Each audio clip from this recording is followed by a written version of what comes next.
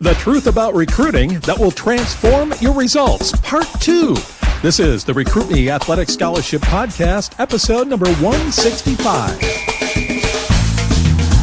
Welcome to the Athletic Scholarship Podcast. I'm Jon Fugler, Athletic Scholarship Coach and a dad of 2 scholarship athletes. I'm also the CEO of Recruit Me, a podcaster, of course, also an author and speaker. Our sponsor is my book, The Athletic Scholarship Playbook, complete college recruiting roadmap for high school athletes and parents. It's available on Amazon, of course. This podcast is 15 minutes that will change your scholarship future. Last week it was 16 minutes. So I dig in, I give you takeaways you can use immediately, and I better talk faster this week. Hey, you can find each episode on my website, recruitme.com, but it's much easier when you use a podcast app. You might be doing that right now, the Apple Podcast app, Stitcher, TuneIn Radio, iHeart, and others. So glad to be here with you. Actually, I am not here with you. I am coming home from Africa as you listen to this. It's true. Had to record a couple shows in advance before heading over to West Africa and coming back from a recruiting trip. Actually, no, but you never know. I always carry a couple of my books with me to give athletes or parents if I see that there are athletes on board when I'm traveling, and hand these out, and you just never know. But this was not a recruiting trip. If it does turn out to be that way, I'll let you know. Hey, I like to give you a high energy 15 minutes. You may have figured that out already. I hate it when I listen to podcasts that are boring. So, hey, I put enthusiasm into it. I try to keep it short, to the point, and give you something that produces results. And that's no exception here. One thing I want to say to you is action produces traction. If you really want to get recruited, parents, if you want your son or daughter recruited, you got to take action. It's not going to just happen. Action produces traction. Keep that in mind as you listen to these episodes. Last week, we talked about the truth, and I guess the truths about recruiting that will transform your results. I didn't get very far. I covered 3 truths. I wanted to go in depth. I wanted to really have them sink in. And this time, we'll see how far we can get. I got a total of 10 I want to share with you, and we'll see how far we get. So let's dig in here. You get these right, and I'll tell you, it will transform your results. You're going to find yourself in a different place because you're going to make the most of your time. You're going to do the things that really count. Each of the truths has a corresponding fallacy, and I've been introducing each truth with a fallacy just to contrast it for you. And this is one that involves timing. This number 4, fallacy number 4, which will follow with truth number 4, involves timing. I think one of the most often asked questions I get from parents is it too early to start the recruiting process? And then on the other side, am I too late to start the recruiting process? And there's a fallacy out there on the late side. In other words, there are a lot of families that are having to play catch up because they believe that they can wait until their senior year, their son or daughter's senior year, to look for athletic scholarships. Well, that's hard, and I'll explain why. The school selection process that you're going to go through, the whole recruiting process, can take a year or more. And I encourage, in an ideal world, I don't know when you're listening to this, what year your son or daughter is in, or if you are the athlete, what year you're in. But I encourage you to start in freshman or sophomore year. You don't have to go full board. You don't have to, go 100 miles an hour down the road in this process, but you're able to spread it out more if you're starting earlier. One major college coach says he starts looking at an athlete in his sophomore year of high school. You're not going to find coaches who are making personal contact with you in your freshman and sophomore year because they can't do that. I mean, they can do some standard things, but here's what I recommend. So don't get upset if you're not being heard from, if you're reaching out in freshman and sophomore year. And reaching out's important. Listen to last week's episode. I go through 3 things that are foundational to your recruiting plan and your recruiting efforts to get that scholarship. So in freshman and sophomore years, you can start gathering information about schools and programs. You can even make initial contact, begin sending stats to the coaches after the varsity or club level. And that's what you can do in freshman and sophomore year, especially freshman year. It's your chance to really get a look at the landscape, make your list of schools, do some research on schools and coaches. You don't have to rush into this in your freshman year. Coaches are not looking at freshmen. Rarely are they looking at freshmen. They're trying to fill their roster for this coming year and the year after. They're looking more at juniors and seniors. But you can prepare so that when you hit your junior year, you hit your senior year, you are really running. And this whole recruiting thing isn't something new. You're experienced at it. Definitely start the process no later than junior year. As I mentioned, the coach is under certain restrictions on when he or she can contact you. You can go to the NCAA and NAIA websites where there's a bunch of recruiting rules, contact information. It is pretty detailed. Thankfully, you don't have to know it all. The coaches do. They change often too. So go to the website and check that out. Recruiting calendars are important. Recruiting guides. Really read as much as you can. Now, if you're in your senior year and you say, well, I guess it's too late. No, that's not true. You just have to accelerate the process. I encourage you to get a hold of my book, The Athletic Scholarship Playbook. If you don't have it already, invest I think it's $14. You can get it. If you got Amazon Prime, no shipping, but it's worth it. Get it, start working on it. You just got to compress what you do. So that's the fourth one. First three last week, that's the fourth. And here's another fallacy that, man, we got to get this. I keep hearing this, that parents and athletes believe that most athletic scholarships are full rides. You got your sights set so high that your son or daughter is going to get a full ride scholarship. And in reality, the truth that you want to know is this. Bank on this one, that most athletic scholarships are not full rides. Let me explain this further. Football and basketball, yes, those are full ride scholarships, and they can only do full ride. This is a D1. But outside that, it's very rare for a student athlete to be offered a full ride at any school.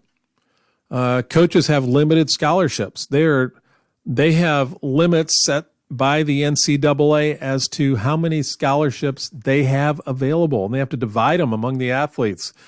Baseball is 11.7. Beach volleyball, yeah, did you know there's beach volleyball? Women's beach volleyball, they got 6. Women's bowling, 5. Fencing on the men's side, 4.5. Women, 5. Golf, 4.5 and 6. Gymnastics, 6.3 and 12. What are some other ones here? Skiing, 6.3 on the men's side, 7 on the women's side.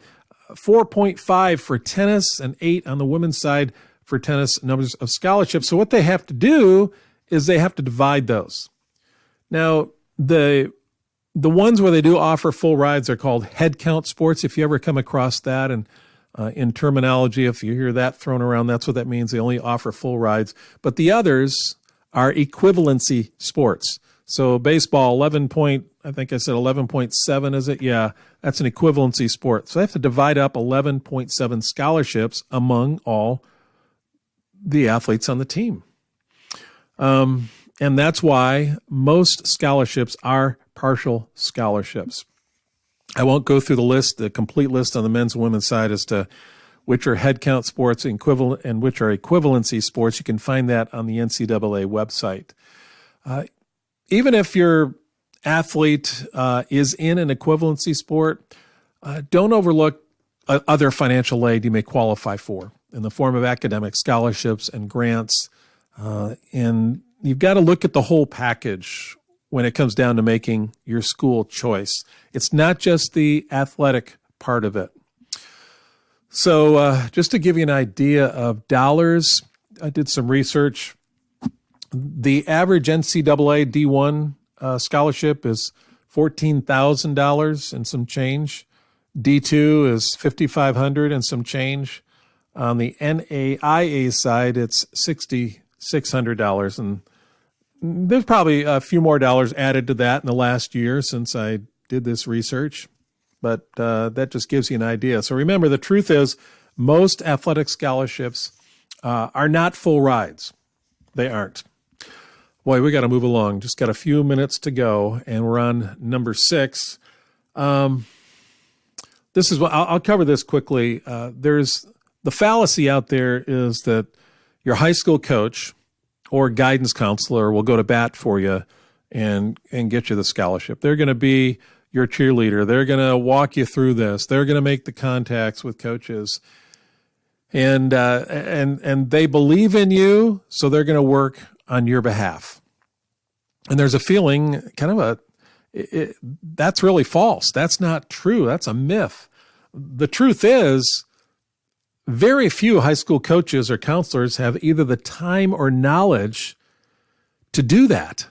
They can't take charge of your recruiting process. You need to own this.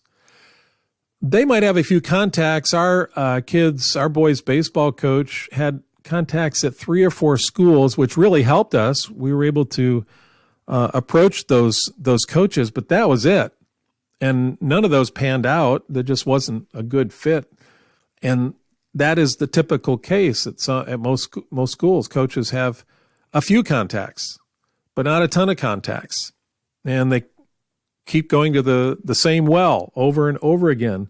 Don't rely on that. Please don't rely on that. You may have one of those coaches, and I've heard about these across the country, and they're few and far between, that they have some great contacts, and they're taking their top athletes and they're placing them, highly recommending them, going before you in the recruiting process to get you into that program. But that is not the norm. I had one dad tell me this, that his high school coach was hands-off, totally hands-off, made it harder for him to get noticed. High school coaches also they're not really in the recruiting stream of things. That's just a part-time job for most coaches. They teach class as well. Coaching is just part-time. Imagine recruiting. That's another thing added on top of that. So this one dad contacted 50 schools. Himself, he and his son, they did together, had genuine interest from 8 and received 5 offers. But they did the work. That illustrates the fact that you need to own the recruiting process. Don't turn it over. And don't count on others to do this job for you. Any help that you get from your coach, from your guidance counselor, anybody else, that is gravy. That's gravy. Take it, but don't rely on it. Consider yourself very blessed when that happens. I got time for one more in this episode, and this is, I hope I'm not discouraging you with the facts that I'm bringing, but these are truths. You know these and you act on these, it will indeed transform your recruiting results. There are athletes and parents thinking that the athlete, that you have to be the best player on your team, or parents, you think your son or daughter has to be the best player on your team to get an athletic scholarship. And because you're not, you don't pursue it.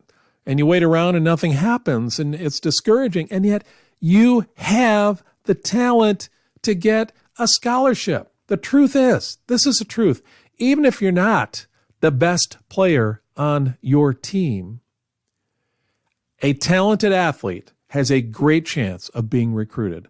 I tell my families, if you feel that your son or daughter can compete at the next level, which is the college level, I believe there's scholarship money there. You don't have to be a superstar. You have to be talented, yes, and you have to compete at the next level. You know, I mentioned last week, coaches don't have the budget or the time for massive recruiting and scouting efforts. They just don't. If a college doesn't know you exist, if they don't know that, they can't recruit you. And you need to take the initiative. But you don't have to be a superstar. You've got to be talented. You don't have to be the best on the team. Even with our sons, they were among some of the best on their team. They were among the best on their team, but no means the best in the county or state, and yet they were scholarship athletes. Consider the fact, too, on top of that, the size of our town, 40,000 people. That makes an even stronger point. Again, it goes back to taking action. Action produces traction. And that's all the time we have for this week. I've got 3 more of these truths I want to share with you. So we're going to a part 3 next week. Part 3 on the truth about recruiting that will transform your results. Hopefully this is helpful. If you have any questions, I'll entertain those. You can email me at john@recruitme.com, or you can, my Twitter handle is @Jon Fugler. That's JONFUGLER. That's it for this week. We'll talk to you. I'll be back in the States next week to talk about part 3 on these truths. Take care.